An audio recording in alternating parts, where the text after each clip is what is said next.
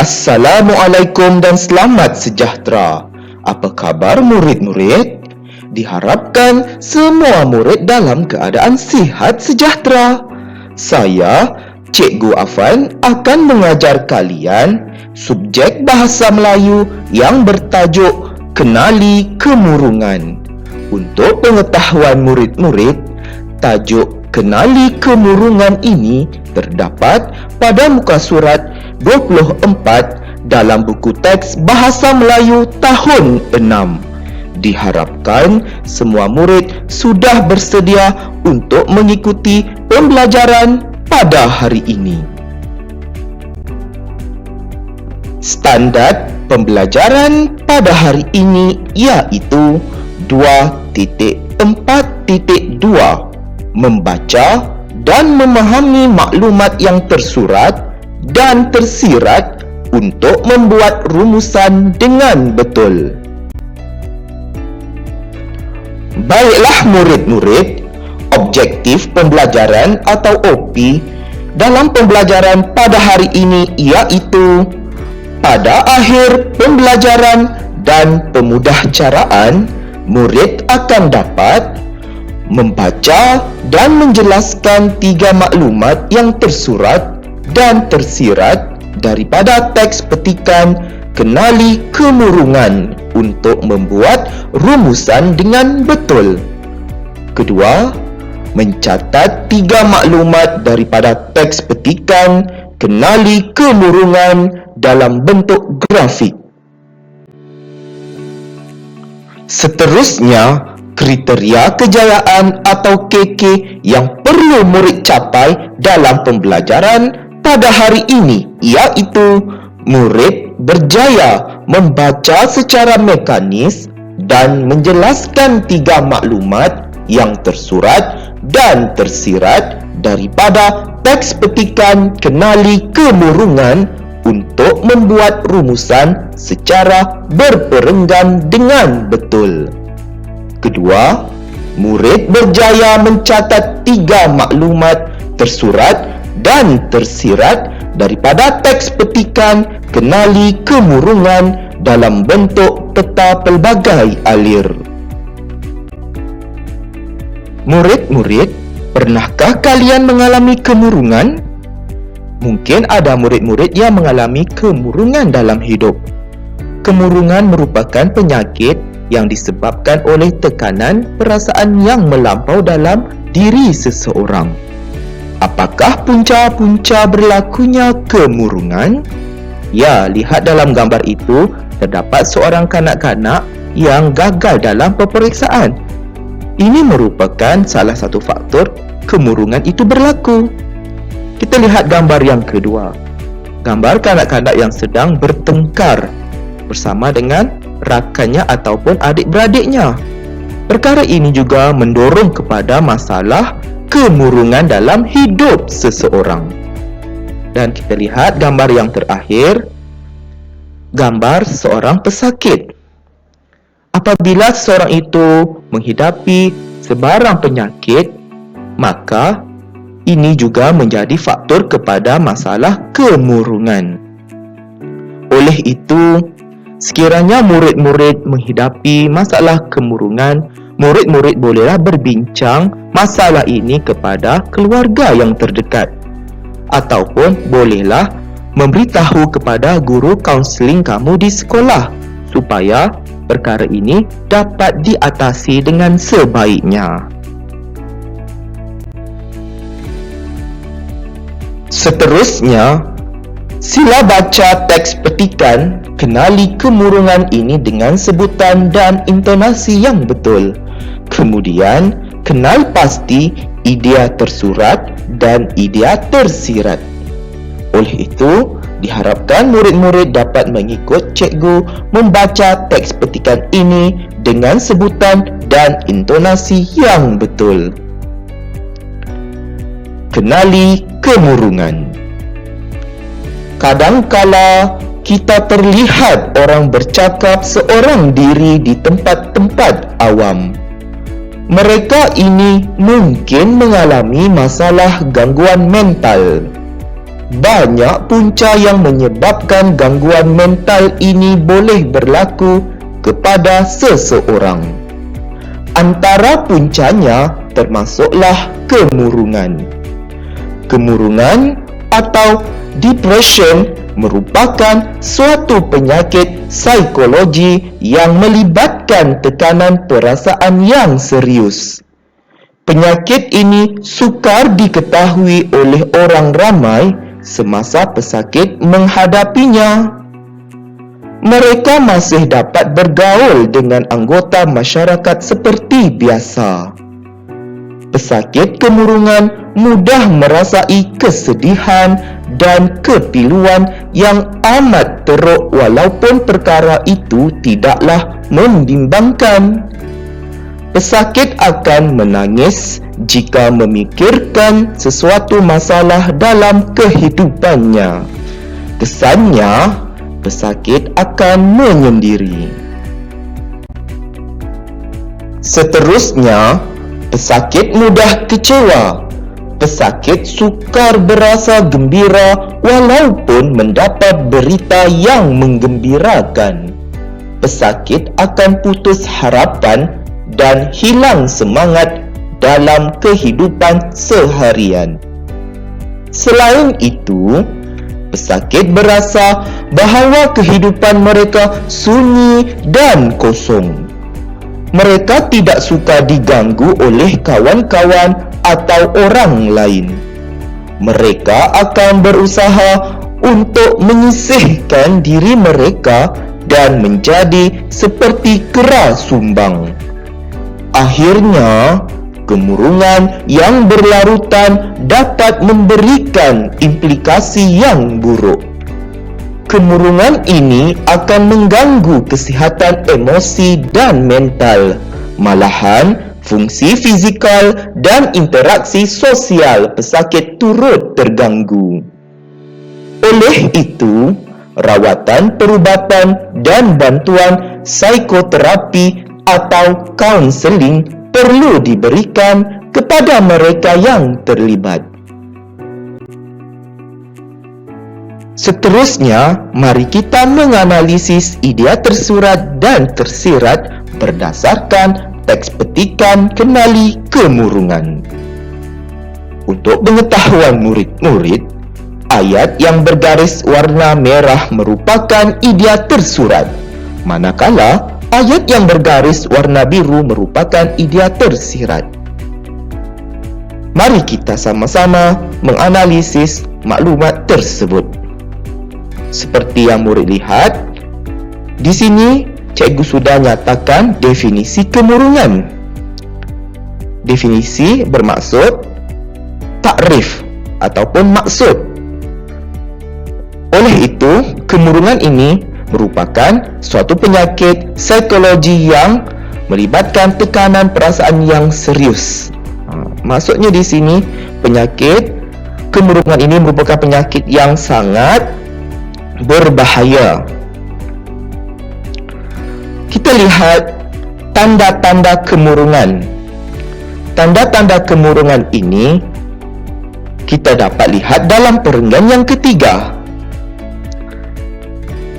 Pesakit kemurungan mudah merasai kesedihan dan kepiluan yang amat teruk, walaupun perkara itu tidaklah membimbangkan.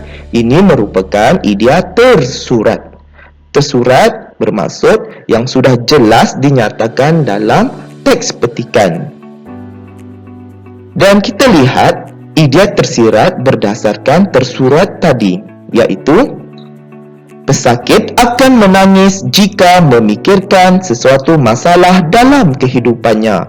Maksudnya di sini, seseorang ataupun pesakit yang menghidapi penyakit kemurungan ini mudah ataupun cepat merasai kesedihan. Kerana apa? Kerana pesakit itu memikirkan masalah yang dihadapinya dalam kehidupan. Maksudnya di sini, murid-murid perlu menjelaskan faktor kemurungan ini berlaku. Ataupun tanda-tanda kemurungan ini berlaku disebabkan apa? Disebabkan oleh seseorang itu memikirkan sesuatu masalah yang dihadapinya dalam kehidupannya. Baiklah murid-murid, sekarang mari kita lihat tanda-tanda kemurungan yang kedua.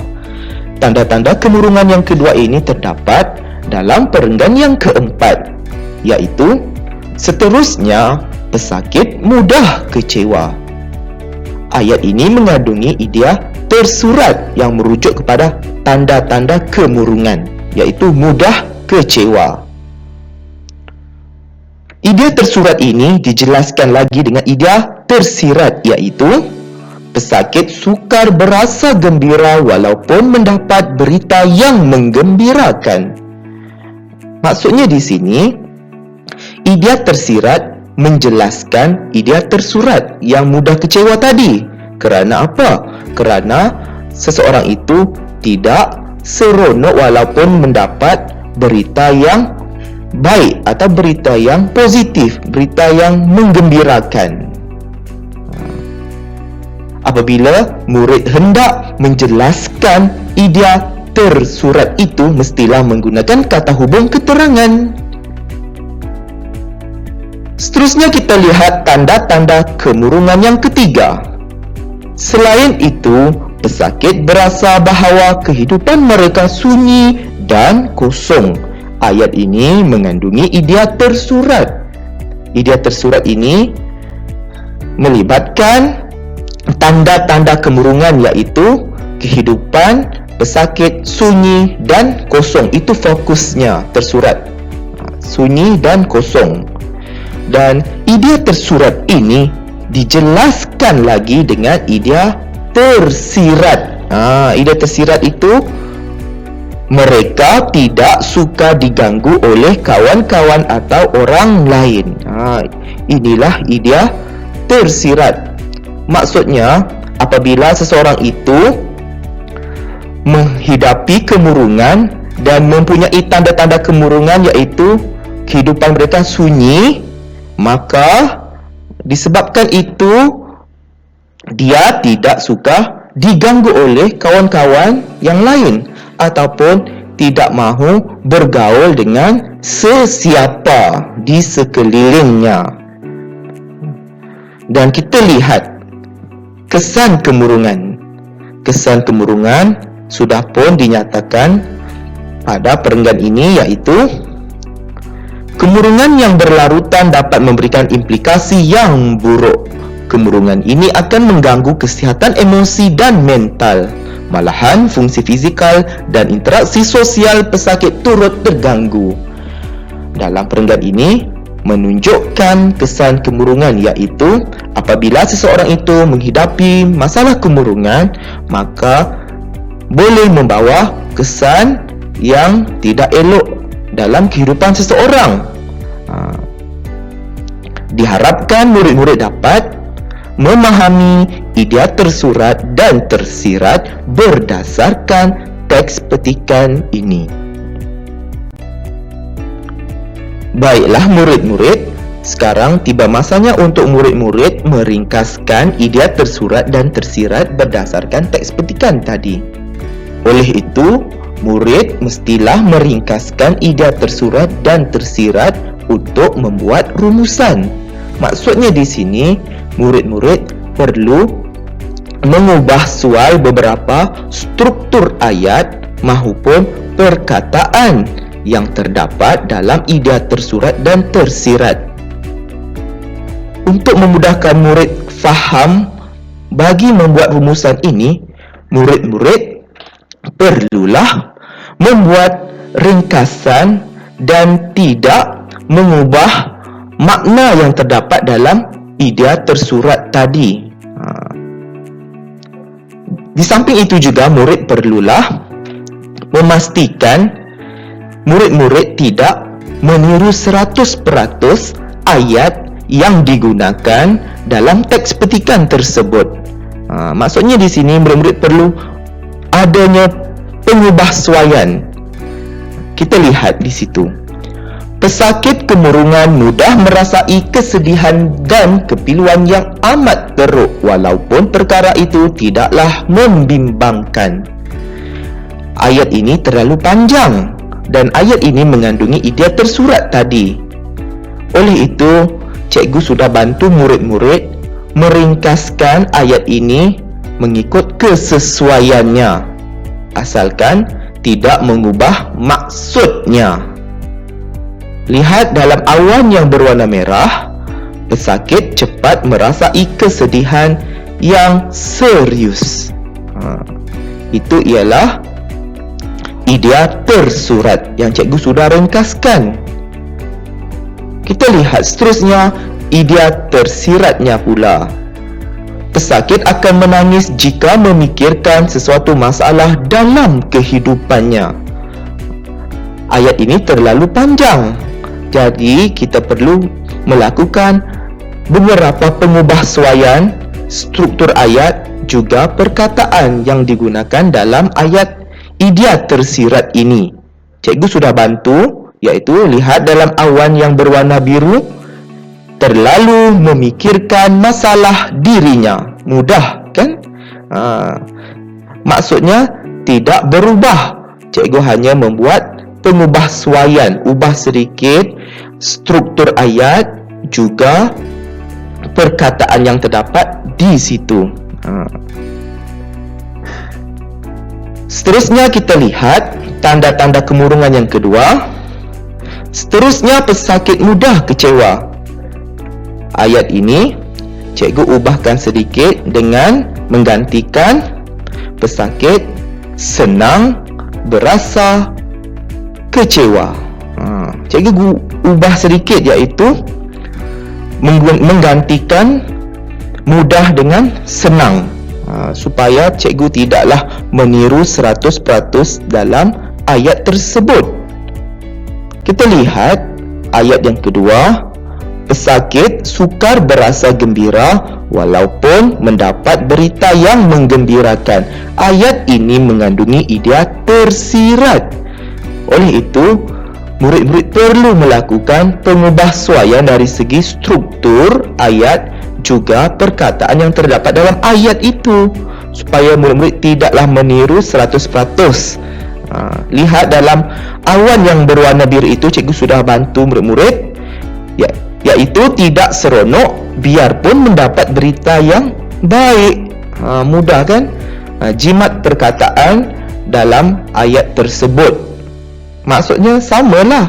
Tidak gembira iaitu tidak seronok. Sukar berasa gembira sama dengan tidak seronok. Dan kita lihat idea tersurat dan tersirat yang terakhir, iaitu selain itu, pesakit berasa bahawa kehidupan mereka sunyi dan kosong. Ayat ini mengandungi idea tersurat. Ayat ini terlalu panjang. Oleh itu, cikgu lakukan pengubahsuaian struktur ayat dan juga perkataan yang digunakan dalam idea tersurat itu, supaya cikgu tidak meniru 100% idea tersurat tersebut. Kita lihat dalam awan yang berwarna merah, pesakit merasai kesunyian hidup. Jadi di sini cikgu singkatkan, cikgu buang beberapa perkataan dan cikgu gunakan perkataan yang mudah dan difahami oleh pembaca. Jadi di sini cikgu gantikan pesakit merasai kesunyian hidup. Mereka cikgu gantikan dengan pesakit. Kesunyian cikgu kekalkan dan cikgu tambah dengan hidup di situ. Dan kita lihat idea tersiratnya. Mereka tidak suka diganggu oleh kawan-kawan atau orang lain. Ayat ini cikgu sudah pun ringkaskan ataupun dah melakukan pengubahsuaian mahupun perkataan yang terdapat dalam idea tersirat itu. Lihat dalam ayat yang terdapat dalam awan berwarna biru, tidak mahu diganggu oleh sesiapa. Cikgu sudah melakukan pengubahsuaian dari segi perkataan kawan-kawan atau orang lain. Cikgu gantikan dengan oleh sesiapa. Oleh sesiapa itulah merujuk pada kawan-kawan atau orang lain.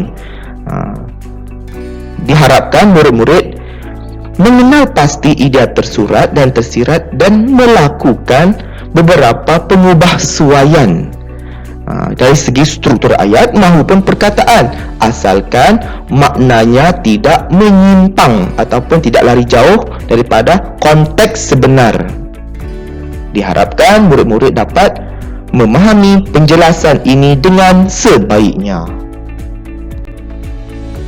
Baiklah murid-murid, sekarang cikgu sudah membantu murid-murid memindahkan maklumat idea tersurat yang telah cikgu ringkaskan tadi dan juga idea tersirat yang telah cikgu jelaskan tadi ke dalam peta pelbagai alir yang kamu nampak di sini. Okey. Murid perlu menghubungkan idea tersurat dengan idea tersirat menggunakan kata hubung keterangan untuk membuat rumusan. Maksudnya di sini, apabila murid hendak membuat rumusan, murid perlulah menghubungkan idea tersurat dan juga idea tersirat.